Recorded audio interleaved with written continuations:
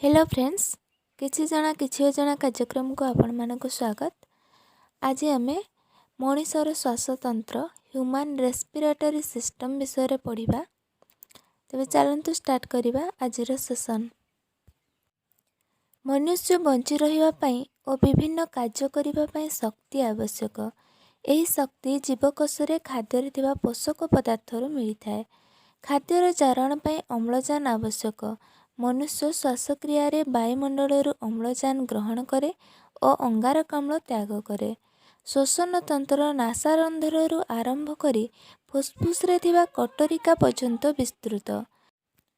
श्वसन संस्थान सह जड़ित विभिन्न अंशगुड़िक है नासापथ, ग्रसनी, श्वासनली, श्वासनलिका और फुसफुस।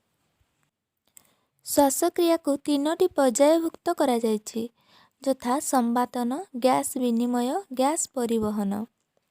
फुसफुस मध्य को वायु प्रवेश और प्रस्थान को संवातन कहते।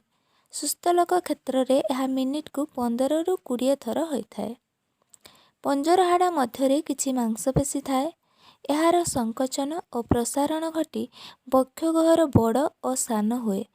वक्षगहर आयतन बढ़िले वायुमंडल वायु फुसफुस को आसे और आयतन कमिले फुसफुस वायु बाहर को चली आसे। प्रश्वास वायु रे अम्लजान 20.96% और अंगारकाम्ल 0.04% थाए। मात्र निश्वास वायु रे अम्लजान 15% और अंगारकाम्ल 5% थाए। गैस विनिमय। प्रश्वास बेले कटरिका स्थित वायु रे अधिक अम्लजान और कम अंगारकाम्ल थाए। कटरिका को घेरी रहितिबा रक्तजालिका रे प्रवाहित होउतिबा रक्त रे कम अम्लजान और अधिक अंगारकाम्ल थाए।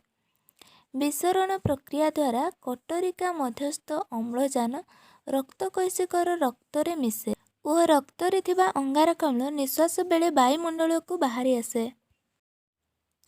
गैस परिवहन।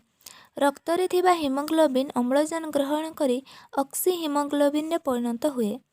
जेतेबेले रक्त फुसफुस रु अम्लजान ग्रहण करे सेतेबेले रक्त रे थिबा अंगारकाम्ल कटरिका मध्य को स्थानांतरित होई निश्वास वायु माध्यम रे वायुमंडल को निष्कासित हुए।